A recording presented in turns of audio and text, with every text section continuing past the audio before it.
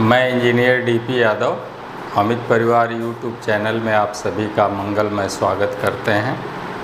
हम लोग फिजिक्स में पढ़ेंगे आज फर्स्ट पेपर, और उसमें भी आपके प्रतियोगी परीक्षाओं में हजार बार पूछे गए रिपीटेड क्वेश्चन हम लोग चल रहे हैं, उसको हल कर रहे हैं और पूरा बेस से हल करेंगे। आपको पूरा फार्मूला सूत्र बताते हुए, भले वो चैप्टर आप नहीं पढ़े हैं लेकिन उस चैप्टर का क्या फार्मूला बोलता है, क्या कहता है, उस बात को इंगित करते हुए, पूरा समझाते हुए तब उसका आंसर कैसे आया, इन सब बातों को एकदम क्लियर करूँगा। और आप चाहेंगे तो मैं चैप्टर वाइज भी पढ़ा सकता हूँ, लेकिन चैप्टर वाइज पढ़ाने में अब ज़्यादा समय नहीं रह गया क्योंकि आपका दिसंबर में पेपर होना है, सारा कवर करना है। तो मालूम हुआ कि एक चैप्टर ही कम से कम एक सप्ताह, 4 दिन, 5 दिन ले लेगा, फिर उसका ऑब्जेक्टिव टाइप का क्वेश्चन।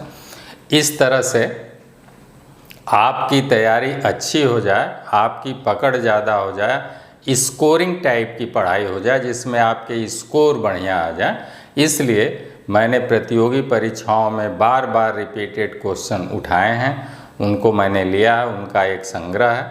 तो आप देख रहे होंगे ब्लैक बोर्ड पर कि physics first paper RRB, NTPC and group D के लिए स्पेशली है। बकिया तो ये हाई स्कूल, इंटरमीडिएट सबके लिए ये फ़ायदेमंद है, सबको ये सूट करेंगे, कोई दिक्कत नहीं है। और उसके बाद जो अन्य प्रतियोगी परीक्षाओं में बैठेंगे, जैसे बोरिंग टेक्नीशियन में बैठेंगे, विद्युत उत्पादन के एसएसओ में बैठेंगे, उन सब के लिए फ़ायदेमंद है। तो चलते हैं, हम लोग क्वेश्चन देखते हैं। प्रतियोगी परीक्षाओं में पूछे गए महत्वपूर्ण प्रश्न, एक संकलन है बेटा, जो कि ये सारे क्वेश्चन जो है आपके एएसएम, गुड्स गार्ड, टीएसीए में, और एक बार नहीं, दो बार नहीं, बल्कि हजार बार पूछे गए रिपीटेड क्वेश्चन है। तो उनको देखिए। जड़त्व आघूर्ण व कोणीय, जड़त्व आघूर्ण को हम लोग आई कहते हैं, जड़त्व आघूर्ण को, और कोणीय त्वरण को अल्फा कहते हैं, का गुणनफल होता है। तो बल आघूर्ण होता है अथवा टार्क होता है। तो इसका आंसर हो गया, इसका आंसर आप लिखेंगे, आंसर लिखेंगे टाउ। टाउ ऐसे बना देते हैं बेटा, जिसे बल आघूर्ण कहते हैं। टाउ बराबर होता है आई गुणे अल्फा, आई गुणे अल्फा। ये आपका आंसर हो गया। यही एक फार्मूला है, बल आघूर्ण, इसे टाउ कहेंगे, टाउ को पढ़ेंगे। बल आघूर्ण बराबर होता है, देखिए, जड़त्व आघूर्ण आई गुणे कोणीय त्वरण अल्फा। ये कोणीय त्वरण को अल्फा से डिनोट करते हैं। जड़त्व आघूर्ण को आई बराबर एम आर स्क्वायर होता है, ये आपको बताया गया, आई बराबर एम आर स्क्वायर होता है। और जड़त्व आघूर्ण आई और कोणीय त्वरण अल्फा के गुणनफल को क्या कहते हैं? तो टाउ कहते हैं, या बल आघूर्ण कहते हैं, या टार्क कहते हैं। क्या कहते हैं अंग्रेजी में? टार्क। तो ये आंसर हो गया पहले का। अब हम लोग दूसरा क्वेश्चन देखते हैं। एक पिंड समान त्वरण से चलना प्रारंभ करता है। यदि पिंड 4 सेकेंड में S1 दूरी तय करे तो अगले 4 सेकेंड में तय की गई दूरी होगी, में तय की गई दूरी होगी। तो इसके लिए आपको थोड़ा सा जगह की ज़रूरत पड़ेगी, वो जगह हम लोग कहीं से भी ले लेते हैं और फिर जो है उसको, इस प्रश्न को हल कर देते हैं। तो देखिए, ऊपर वाला क्वेश्चन हम मिटाते हैं।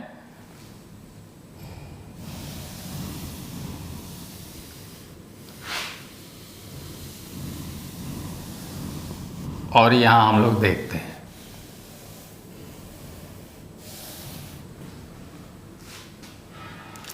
करा एक पिंड समान त्वरण, त्वरण ए जो है आपका समान रहता है तब ये फार्मूला जो v बना है v बराबर u plus a t, s बराबर u t plus half a t square, ये जितने भी फार्मूले बने हुए हैं ये सारे फार्मूलों में सब चीज़ें बदलती हैं लेकिन त्वरण a नहीं बदलता है। तो इस तरह से कांस्टेंट त्वरण को मानते हुए आपके फार्मूलों का डेरिवेशन किया गया है या फार्मूले लिखे गए हैं। तो एक पिंड, आपके प्रश्न में भी बोल रहा है कि एक पिंड समान त्वरण से चलना प्रारंभ करता है।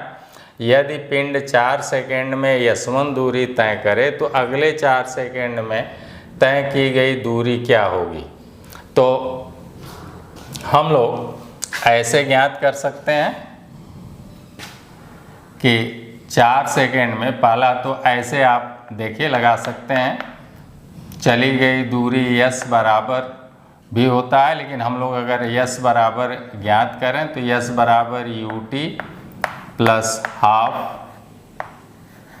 ए टी स्क्वायर ऐसे भी हल कर सकते हैं। तो देखिए 4 सेकंड में, शुरू से 4 सेकंड में S1 दूरी तय करता है, तो 4 सेकंड में समान त्वरण से चलना प्रारंभ करता है। तो ut आपका 0 हो गया, कोई प्रारंभिक वेग नहीं दिया है तो ut का मान 0 हो गया। अब ये बराबर हो जाएगा हाफ ए गुणे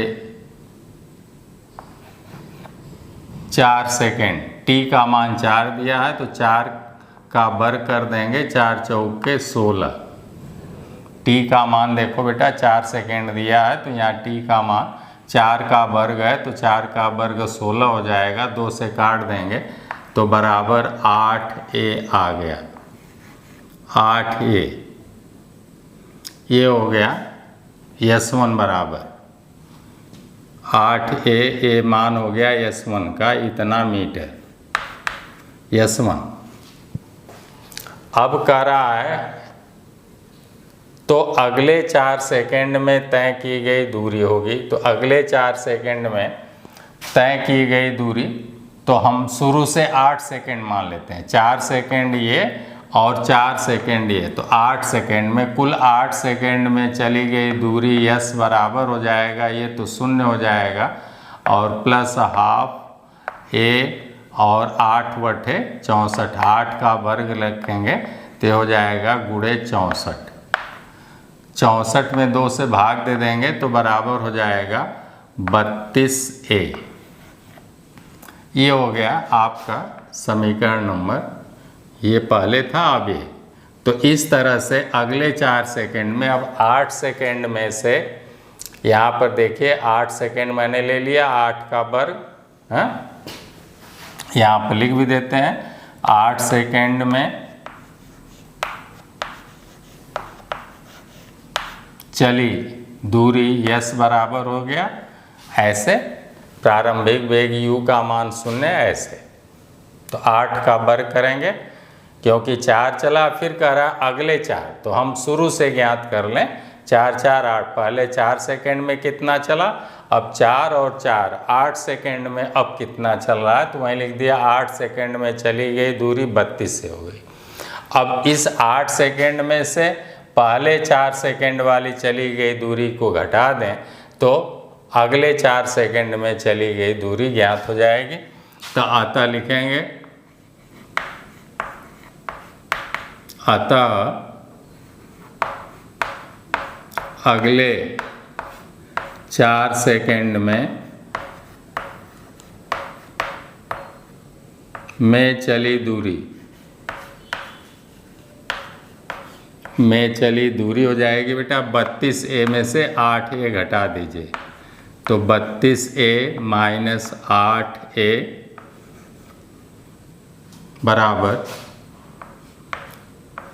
24a मीटर। तो अगले 4 सेकंड में वो चलेगा 24a मीटर, ये आंसर हो गया, ये आपका आंसर हो गया। कितना चलेगा, 24a मीटर चलेगा।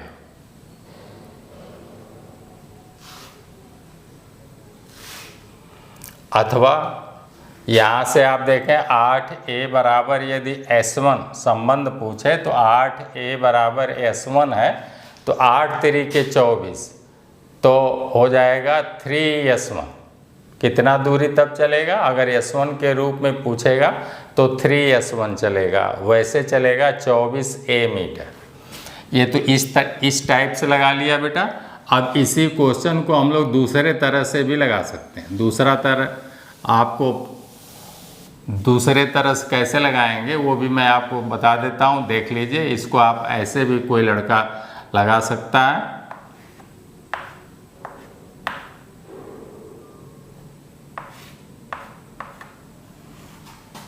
आप लिखेंगे, हम जानते हैं v बराबर u प्लस AT।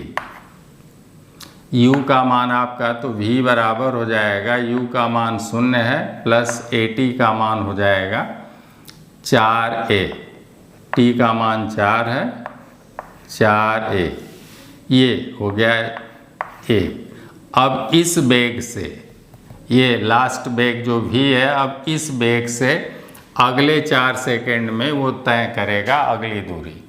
तो अब जो है लिखेंगे अगले 4 सेकेंड में, अगले 4 सेकेंड में चली दूरी, अगले 4 सेकेंड में चली दूरी। तब लिखेंगे s बराबर ut plus half AT square. इस फार्मूले में बेटा मान रख देंगे। तो यहाँ से देखिए ये हो जाएगा u का मान, अब यहाँ से लेंगे 4a, क्योंकि इस 4 सेकेंड में जो अंतिम वेग v मिलेगा वह इस 4 सेकेंड के लिए प्रारंभिक वेग हो जाएगा। Concept clear? जो इस 4 सेकेंड में जो वेग हमारा पिंड पकड़ लेगा वही वेग अब इस 4 सेकेंड के लिए, यानी अगले 4 सेकेंड के लिए वो प्रारंभिक वेग बन जाएगा। तब यहाँ पर u का मान आएगा 4a। तो यहाँ पर रख देते हैं 4a गुणे t का मान भी 4 है, ये है t का मान 4 सेकेंड, प्लस हाफ गुणे a गुणे 4 का वर्ग 16, 4 चौके 16, ऐसे काट देंगे। 2 अट्ठे 16, ये 8a आ गया, 8a और 16a जोड़ दीजिए तो ये हो गया 4 चौके 16a और प्लस 8a, ये वाला 8a हो गया, 8a बराबर हो गया 24a। ये आपका आंसर आ गया। तो ऐसे भी कोई बच्चा लगा सकता है कि भाई पहले 4 सेकेंड में जो चली गई दूरी है उसका v बराबर u प्लस AT वाला फार्मूला लगा दे, तो v लास्ट वेग जो आ जाएगा वो 4a हो जाएगा, और वहीं अगले 4 सेकेंड के लिए प्रारंभिक वेग u का मान हो जाएगा। तो u का मान 4a रख दिया, गुणे t का मान 4 second plus half AT square से चली गई दूरी s का मान ज्ञात हो गया। चलिए, तो ये भी क्वेश्चन नंबर 2 भी आपने 2 तरह से भी देख लिया। अब हम लोग चलते हैं क्वेश्चन नंबर 3।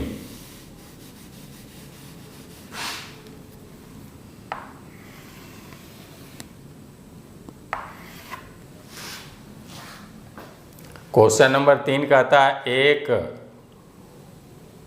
लड़का भवन के ऊपर से पत्थर गिराता है जो कि 8 सेकेंड में। एक लड़का है बेटा जो कि भवन या बिल्डिंग के छत से के ऊपर से पत्थर गिराता है, जो कि जब गिराया जाता है तो उसका ऐसे जब गिराएंगे छोड़ेंगे तो उसका प्रारंभिक वेग u 0 हो जाता है। तो जब भी कोई पिंड गिराया जाता है बेटा, तो जितना ऊपर से आने में समय लगता है उतने नीचे से जब आप फेंकेंगे तो जाने में भी समय लगेगा। क्लियर बात हुई? आप चाहे जिस वेग से फेंकिए, चाहे वो जितनी ऊंचाई तक जाए, जितना जाने में समय लगेगा उतने फिर उस ऊंचाई से पिंड को वापस जहाँ से फेंके थे वहाँ तक या पृथ्वी तक आने में फिर उतना ही समय लगेगा। इस तरह से जाने का समय बराबर आने का समय होता है। और जाते समय जहाँ जहाँ उसका जो वेग रहेगा, वापस लौटते समय उन जगहों पर, उन बिंदुओं पर वही वेग उसका होता जाता है। और लास्ट में जब मैक्सिमम ऊंचाई पर पिंड जाता है, आप भले यहाँ से जो है 100 मीटर प्रति सेकंड के वेग से भेजे हैं पिंड को, लेकिन वो धीरे धीरे घटता जाता है और लास्ट में उसका अंतिम वेग v का मान 0 हो जाता है।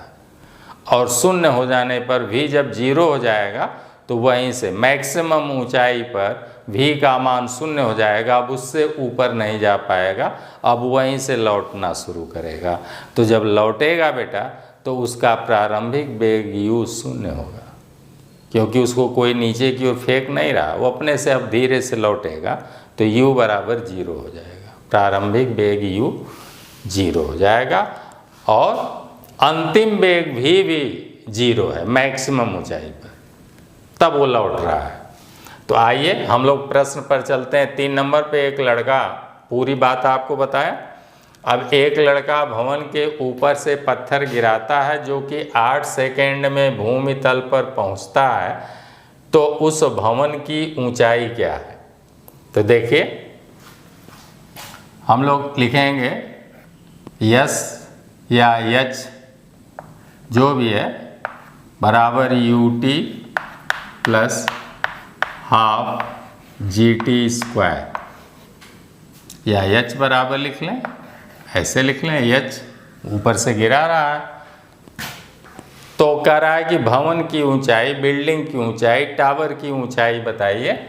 तो यहाँ पर आरंभिक वेग उसका u का मान 0 है, तो इससे गुणा करेंगे तो ये 0 हो जाएगा प्लस हाफ और गुणे g का मान 9.8 ले लें, अथवा 10 भी आप ले सकते हैं, जैसा आपके प्रश्न में दिया वैसे राउंड फिगर में तो हम लोग जो है 9.8 ही लेते हैं। राउंड फिगर में कभी कभी जो है इसका मान जो है 10 भी हम लोग ले लेते हैं। तो 8 सेकेंड लगता है। कितना लगता है? 8 सेकेंड लगता है। तो गुणे 8 का वर्ग कर देंगे, 8 का वर्ग हो जाएगा 64, या लिख देते हैं 8 का वर्ग बराबर हो गया ये 1/2 गुणे 9.8 गुणे 64।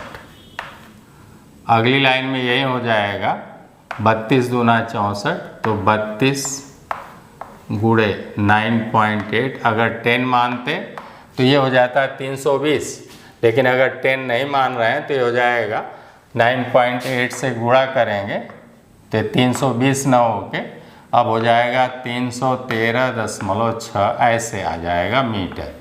तो बिल्डिंग की ऊंचाई 313.6 मीटर है।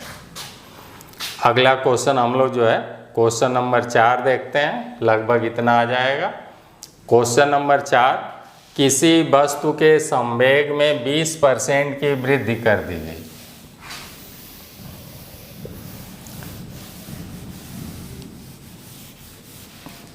किसी वस्तु के संवेग में 20% की वृद्धि होती है तो गतिज, यहाँ पर बेटा गतिज ऊर्जा है,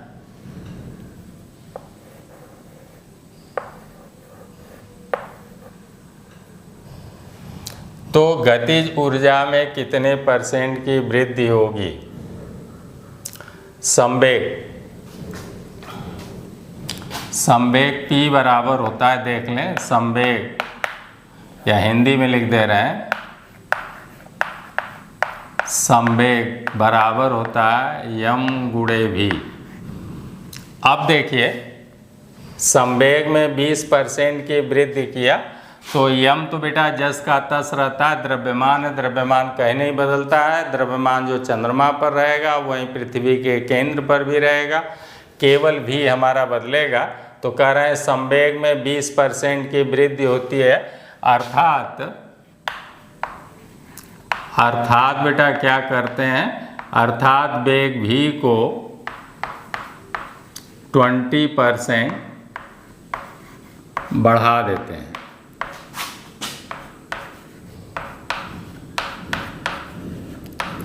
क्लियर हो गया? जब वेग को 20% बढ़ा देंगे तो आप कहेंगे अब आपका संवेग जो है 20% बढ़ गया। तो गतिज ऊर्जा में कितने % की वृद्धि होगी? तो गतिज ऊर्जा हम लोग जानते हैं, गतिज ऊर्जा बराबर होता है 1/2 mv²। v² देख लीजिए, v² एक तरह से इससे क्या आता है, क्षेत्रफल आता है, v² हो गया, वर्ग हो गया।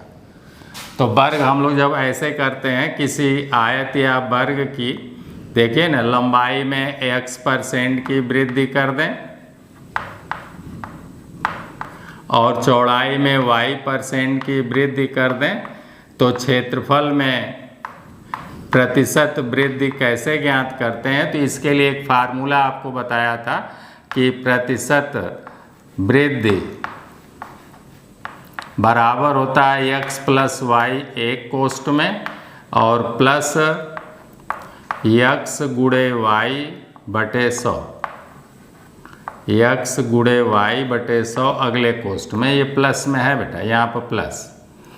अब अगर दोनों वृद्धि है तो x और y सब प्लस प्लस के साथ रखे जाएंगे। एक वृद्धि है और एक कमी है तो एक प्लस रखेंगे, एक माइनस रखेंगे। और यदि लास्ट में आंसर प्लस में आता है तो वृद्धि होगी, और यदि लास्ट में आंसर माइनस में आता है तो उतने % की कमी होगी। आंसर डायरेक्ट जो है % में आएगा। प्रतिशत वृद्धि या कमी का ये फार्मूला आपको बताया गया है। कब? जब ऐसे गुणा हो। देखिए ना, ये भी x हो, ये भी x हो तो x² हो जाएगा, या ये x हो, ये y% की वृद्धि हो तो ये xy हो जाएगा। ऐसे ये फार्मूला आपको बताते हैं। बुक में तो आप देखेंगे तो एक पेज में हल किया है ऐसे प्रश्नों को, और आप शॉर्ट ट्रिक देखें, कितना शॉर्ट ट्रिक, एक लाइन में आंसर। तो ये समझने के लिए मैं अभी तक तो आपको बता रहा था। जब ये आपका कॉन्सेप्ट क्लियर होगा तो आप प्रश्न देखते ही बताएंगे कि 44% की वृद्धि होगी या इतने % की वृद्धि होगी। तो अब देखिए यहीं v² हो रहा है, तो गतिज ऊर्जा में v² यानी x², ये भी x है, ये भी x है, तो x² हो जाएगा। तो ये इस फार्मूले से आ जाएगा। तो लिखेंगे गतिज ऊर्जा में प्रतिशत वृद्धि, प्रतिशत वृद्धि गतिज ऊर्जा में बराबर x का मान, यहाँ पर 20% दिया हुआ है, v² यानी 20 + 20, दोनों v² है तो 20 + 20 हुआ, और प्लस 20 × 20/100 ऐसे हो गए। देखिए क्वेश्चन नंबर आपका 4 चल रहा है, ये 4 नंबर देख लें। तो ये हो गया बेटा आपका 20 20 40 और प्लस 20 20 400, 400/100 ऐसे ये बेटा कट गया। देखिए आ गया 44%। आंसर आ गया सीधे 44% की वृद्धि होगी। ये आपका आंसर आ गया। बुक से आप पढ़ेंगे तो बुक में जो है बहुत ज़्यादा लंबा दिया हुआ है। जब ऐसे कहीं v² आ जाए, आप समझ जाएं कि जैसे क्षेत्रफल में लंबाई गुणे चौड़ाई होता है, या लंबाई में भी x% की वृद्धि हुई, चौड़ाई में भी x% की वृद्धि हुई, तो क्षेत्रफल में कितने % की वृद्धि होगी। वैसे यहाँ भी मान लीजिए कि लंबाई में भी v% की वृद्धि हुई। v² का मतलब v × v। v² को आप कैसे लिखेंगे, v × v। तो एक भी ये हो गया और एक भी आपका ये हो गया। लंबाई में भी % की वृद्धि और चौड़ाई में भी v% की वृद्धि। ये आपको ऐसे ट्रिक बता रहे हैं सेट करने के लिए माइंड मेकअप करिए तो देखिए कि आपका जो एक पेज का क्वेश्चन 1 सेकेंड में कैसे हल होता है। तो अब आपके समझ में आ गया। खड़ दे गतिज ऊर्जा v², बस खड़ दे आप लिखेंगे 20 + 20 और 20 विषम 400/100 बराबर 44%। मुँह जबानी आंसर आएगा, नो पेन नो पेपर।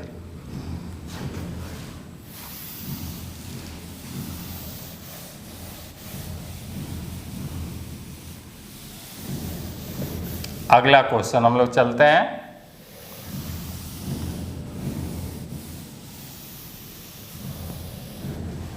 जब कोई वस्तु चंद्रमा से पृथ्वी पर लाई जाए तो इसके भार व द्रव्यमान पर क्या प्रभाव पड़ेगा। तो हम लोग जानते हैं द्रव्यमान जस का तस रहेगा। द्रव्यमान चाहे चंद्रमा पर चले जाएं, चाहे पृथ्वी के केंद्र पर, चाहे सतह पर, तो द्रव्यमान पाँचवें का जवाब रहेगा द्रव्यमान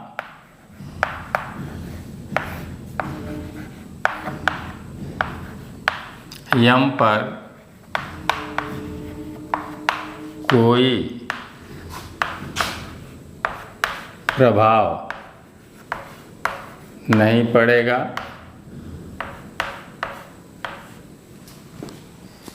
जबकि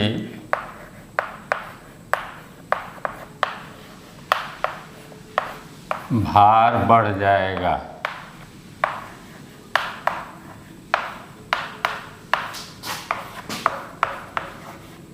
W = mg से बेटा भार बढ़ जाएगा, क्योंकि पृथ्वी पर गुरुत्वीय त्वरण g का मान चंद्रमा से जो है 6 गुना अधिक है।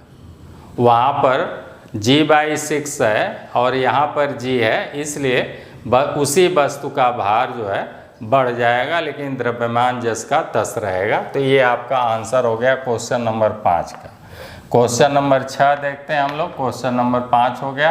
क्वेश्चन नंबर 6 कहता है किसी वस्तु का वजन अधिक होगा पृथ्वी के, तो वस्तु का वजन हमेशा जो है अधिक होगा, सबसे अधिक गुरुत्वीय त्वरण ध्रुवों पर है। जी का मान सबसे अधिक कहाँ पर है? जी का मान सबसे अधिक जी कहाँ पर है? ध्रुवों पर, पृथ्वी के ध्रुवों पर। तो कह रहा है कि किसी वस्तु का वजन अधिक होगा पृथ्वी के, तो छठे का आंसर हो गया बेटा ध्रुवों पर।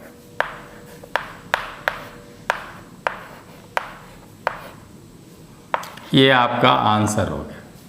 पृथ्वी थोड़ा चपटी ऐसे बनाई जाती है, ये ऐसे है, ऐसे, तो ये है ध्रुव ऐसे।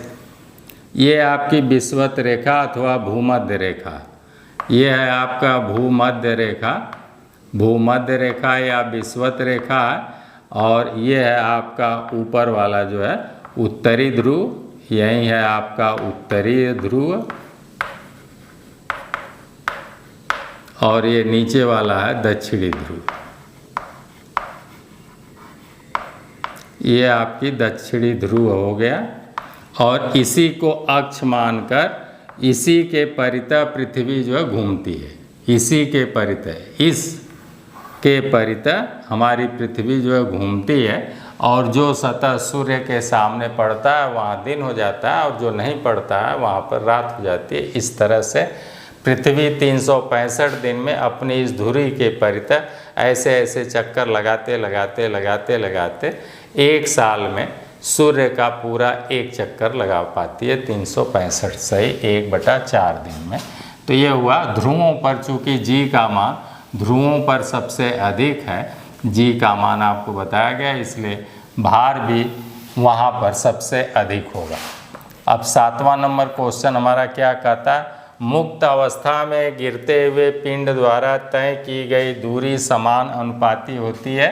तो मुक्त अवस्था में जब गिरेगा तो हम लोग जानते हैं यस बराबर होता है ut + ½ GT²। ut का मान 0 है बेटा, और +½ फिक्स है, g का मान 9.8 फिक्स है, गुणे t²। इसलिए यस समान अनुपाते हो गया टी स्क्वायर, ये आंसर हो गया, ये आपका आंसर हो गया।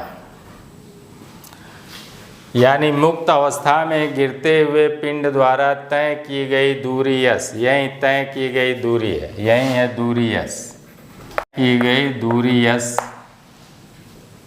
समान अनुपाती होती है टी के, नहीं टी स्क्वायर के।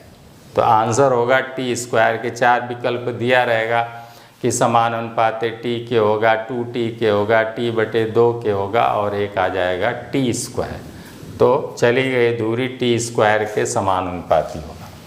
मिटा देते हैं।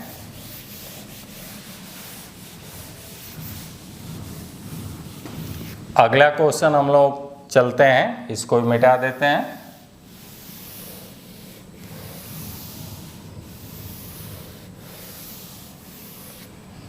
शक्ति का एसआई मात्रक पूछ रहा है। शक्ति का बहुत 1 लाख बार पूछा गया यह क्वेश्चन है। शक्ति का एसआई मात्रक है वाट। कौन सा क्वेश्चन है? 8वां क्वेश्चन है। 8वें का आंसर हो गया वाट। शक्ति का एसआई मात्रक है वाट है। वाट कौन सा मात्रक है? एसआई मात्रक। ये 8वां क्वेश्चन। 9वां, प्रकाश की चाल को मापने के लिए सबसे पहले सर्वप्रथम कौन वैज्ञानिक थे, या सबसे पहले कौन वैज्ञानिक थे? तो रोमर थे, वैज्ञानिक रोमर।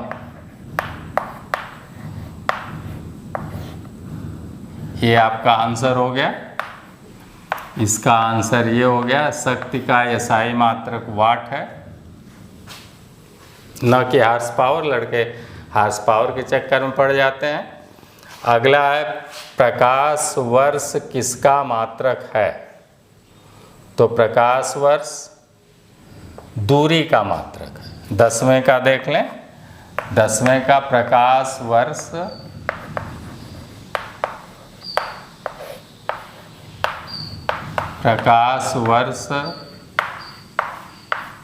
दूरी का मात्रक है।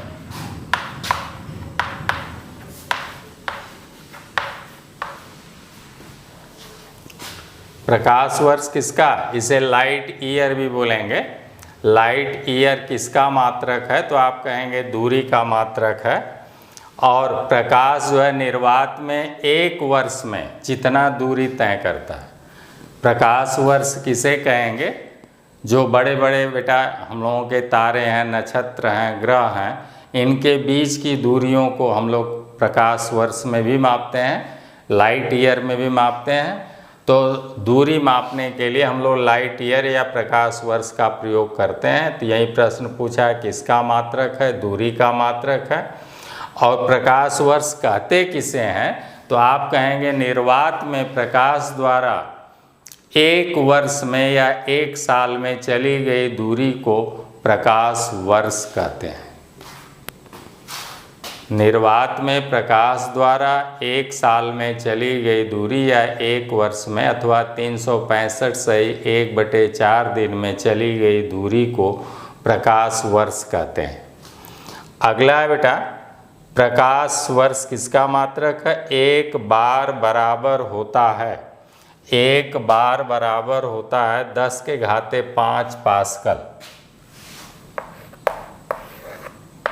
1 बार, बार किसका मात्रक है? दाब का। दाब का हम लोग जो है मौसम को या वायुमंडलीय दाब को हम लोग बार में व्यक्त करते हैं। तो 1 बार बराबर है 10⁵ पास्कल, या आप कहेंगे न्यूटन प्रति मीटर स्क्वायर। ये आपका आंसर होगा। 1 बार बराबर कितना? 10⁵ पास्कल हो गया। तो यहाँ तक हम लोगों के सारे क्वेश्चन समाप्त हो गए।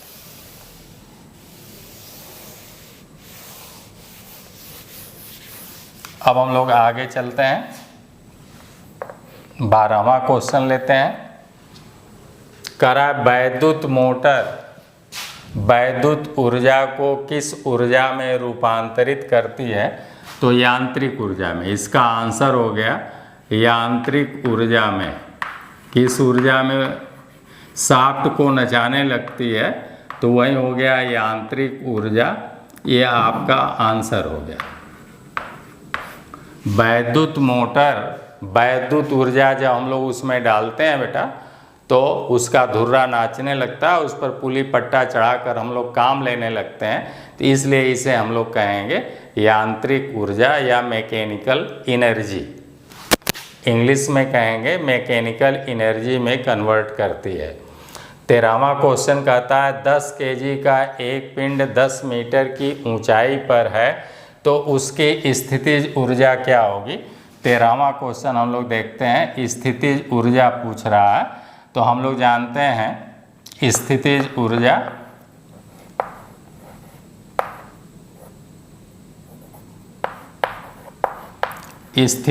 ऊर्जा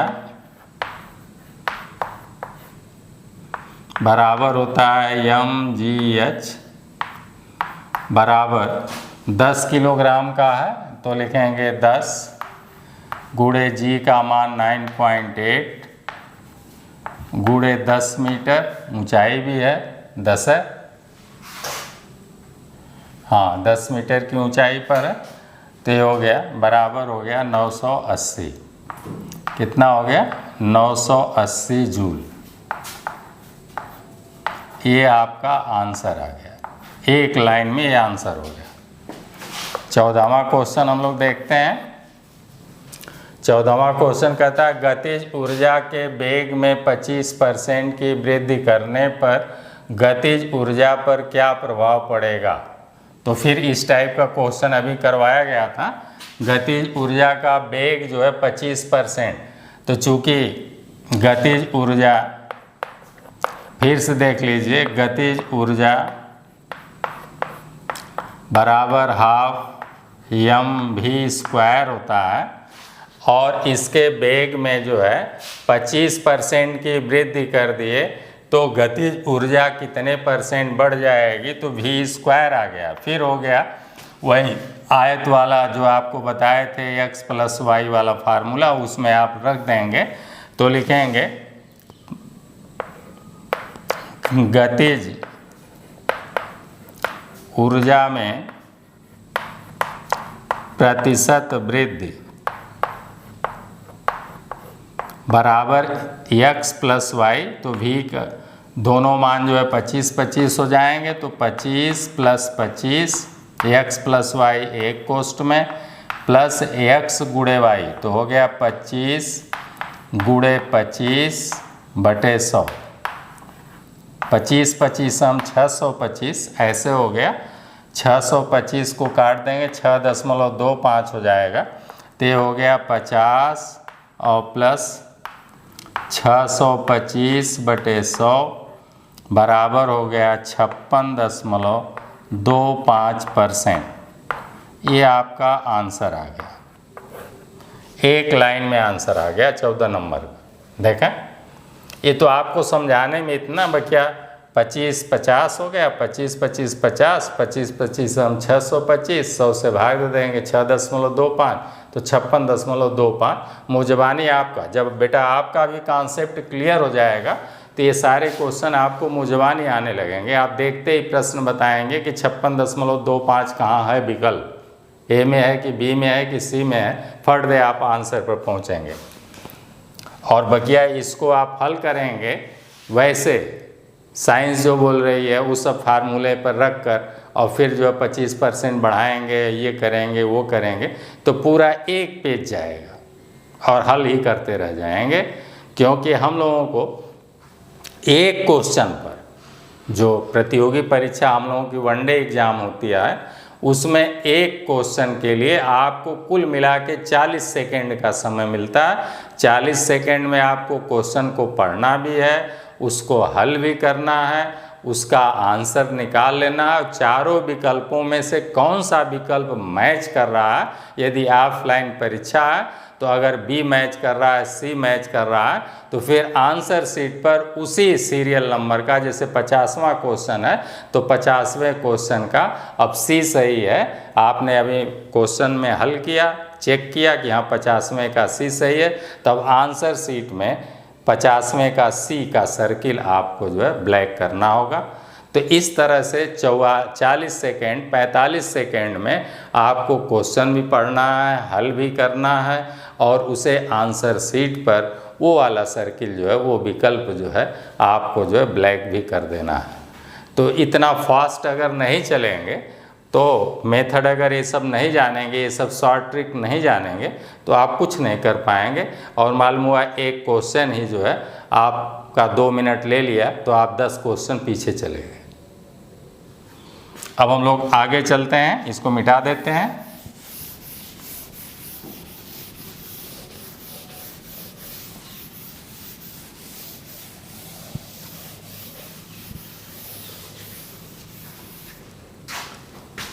ये हो गया, ये हो गया, ये हो गया। अब हम लोग आते हैं 15 नंबर पर। एक कार की गति 10 सेकेंड में 20 किलोमीटर प्रति घंटा से 50 किलोमीटर प्रति घंटा तक बदलती है, तो इसका त्वरण बताइए। त्वरण बराबर, तो हम लोग सभी लोग जानते हैं, 15वां क्वेश्चन लिख देते हैं। त्वरण बराबर होता है वेग परिवर्तन बटे समय अंतराल।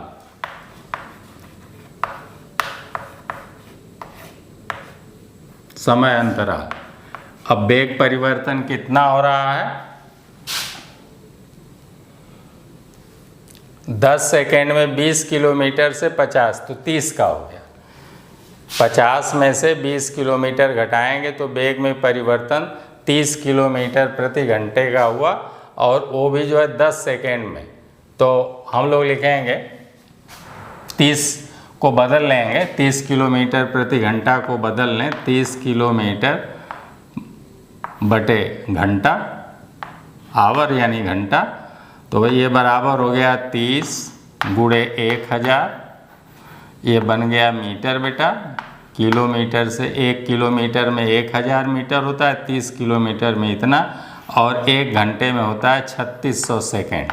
कितना होता है? 3600 सेकेंड। तो ऐसे, तो अब यहीं लिख लेंगे, और तो यही हो गया। वेग में परिवर्तन तो लिख देंगे 30 किलोमीटर गुणे, इसे मीटर में बदलने के लिए 1000 से गुणा कर देंगे, बटे 1 घंटे में 3600 प्रति घंटा आपके प्रश्न में दिया है 3600, और ऐसा होने में हम लोगों को 10 सेकेंड लगते हैं। तो यहीं बटे में 1 10 और आ गया ऐसे। तो ये देखिए 3 जीरो इसके जो है और इसके ये कट गए। अब आ गया 30 बटे 36। तो त्वरण का मान हो गया, एक आंसर आपका ऐसे आ गया। त्वरण बराबर आ गया 30 बटे 36 मीटर प्रति सेकेंड स्क्वायर, ऐसे होता है। अब इसी को अगर आप जो है दशमलव में काटेंगे तो पॉइंट हम समझते हैं कि ये 6 होता तो 1 आता, अब 1 से कम आएगा, तो ये लगभग आएगा 0.83 ऐसे लमसम आएगा मीटर प्रति सेकेंड स्क्वायर। ये आपका आंसर हो गया। क्लियर? इसको मिटा देता हूँ, आपके समझने के लिए मैंने लिख दिया था। अब आते हैं क्वेश्चन नंबर 16 पर। यदि लोलक की लंबाई 4 गुनी कर दी जाए तो लोलक का आवर्तकाल होगा। तो लोलक का आवर्तकाल T बराबर होता है 2 पाई करड़ी में L बटे G। अब कह रहे हैं कि लंबाई 4 गुनी कर दी जाए, यहीं L 4 गुना कर दिया जाए, तो प्रश्नानुसार बेटा डैश मारेंगे तब T बराबर हो जाएगा, या T डैश बराबर हो जाएगा 2 पाई करड़ी में 4L बटे G। 4L 4 का वर्गमूल 2 आ जाएगा, तो T डैश बराबर आ जाएगा 2 गुणे 2 पाई करड़ी में L/G। और इतने का मान बेटा आप देखें समीकरण नंबर 1 में इतने का मान जो है कैपिटल T है, तो इतने के जगह पर हम लोग कैपिटल T रख सकते हैं। अतः T डैश बराबर हो जाएगा 2 गुणे कैपिटल T। अर्थात आंसर आपका हो गया कि आवर्तकाल, आंसर हो गया आवर्तकाल 2 गुना हो जाएगा। आंसर हो गया आवर्तकाल कै गुना हो गया, पहले T था अब T में 2 से गुणा हो गया तो 2 गुना हो जाएगा। ये आपका आंसर हो गया। अब हम लोग मिटा देते हैं इसको, आगे चलते हैं।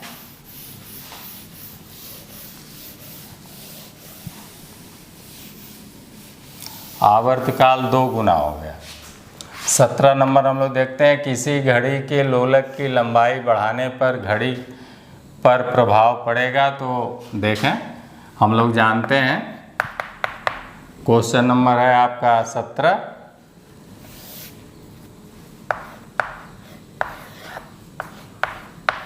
T बराबर 2 पाई करड़ी में L/G होता है।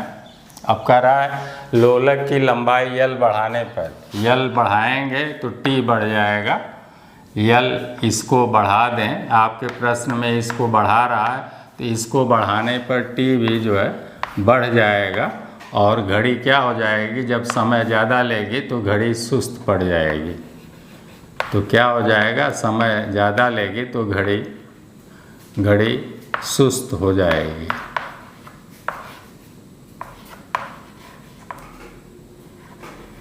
घड़ी स्लो या सुस्त चलेगी। ये आपका आंसर हो गया। अब 18वां क्वेश्चन देखते हैं। 18वां क्वेश्चन कहता है एक पेंडुलम की लंबाई 2 गुना कर दिया जाए तथा लोलक का द्रव्यमान आधा कर दिया जाए। यहाँ द्रव्यमान की भी बात कर रहा है कि द्रव्यमान को आधा कर दिया जाए, लेकिन हम लोग देख रहे हैं कि आवर्तकाल T बराबर 2 पाई करड़ी में L/G होता है। द्रव्यमान से कोई मतलब नहीं है, द्रव्यमान से आवर्तकाल पर कोई प्रभाव नहीं पड़ता है। तो इस तरह से बेटा आप कहेंगे कि द्रव्यमान से आवर्तकाल पर कोई प्रभाव नहीं पड़ता है, क्योंकि आवर्तकाल T बराबर 2 पाई करड़ी में L/G होता है। तो अतः द्रव्यमान से कोई प्रभाव नहीं पड़ेगा, केवल लंबाई 2 गुना कर देंगे। तो लंबाई 2 गुना करेंगे तो क्या हो जाएगा, उसका आवर्तकाल करड़ी में 2 गुना बढ़ जाए, क्योंकि देखें T बराबर हो जाएगा 2 पाई करड़ी में 2L/G। इसको हम ऐसे भी लिख सकते हैं बराबर करड़ी में 2, करड़ी में 2 का वर्गमूल नहीं आएगा इसलिए करड़ी में 2 गुणे है, इसको बाहर कर दिया और फिर गुणे ले लिया, ऐसे 2 पाई करड़ी में L/G। तो अब देखें इतने में कितने से गुणा हो गया, करड़ी में 2। तो यही आंसर हो गया कि आवर्तकाल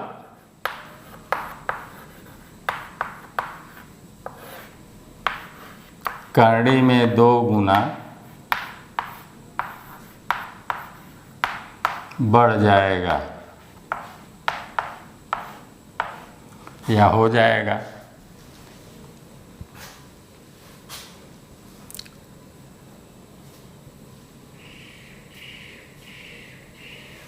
अठारहवां क्वेश्चन हो गया।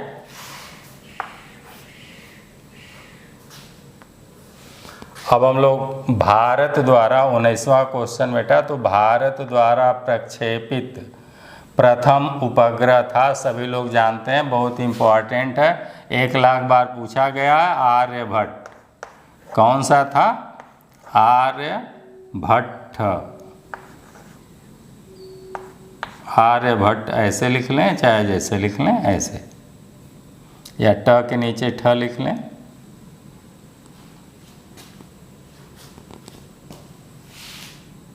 चाहे ऐसे लिख लें। आर्यभट्ट। 19वें का आंसर हो गया, प्रथम उपग्रह था भारत का आर्यभट्ट। ये आपका आंसर हो गया।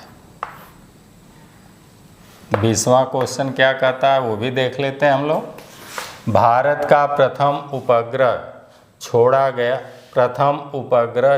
गया था तो 19 अप्रैल 1975 को ये छोड़ा गया था बेटा। जीके का प्रश्न है, 19 अप्रैल 1975 को पूर्व सोवियत संघ द्वारा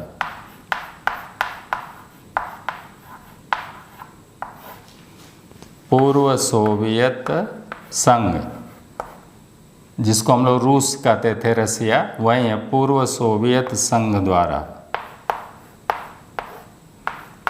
ये आपका आंसर हो गया। तो इस तरह से हम लोगों का पूरा प्रश्न समाप्त हुआ एक एक करके, और हम समझते हैं कि आप लोगों ने विधिवत समझा होगा। एक अच्छी नोट्स बनाइए, और ये जितने भी प्रश्न हैं ये हज़ारों बार पूछे गए प्रश्न हैं, और इनमें से एक आध दो क्वेश्चन आपको अवश्य मिल जाएगा। तो इस तरह से पूरी तैयारी अपनी करिए। हम लोग फिर अगले वीडियो मिलेंगे, तब तक के लिए आप लोगों को ढेर सारी मंगलमय शुभकामनाएं। धन्यवाद।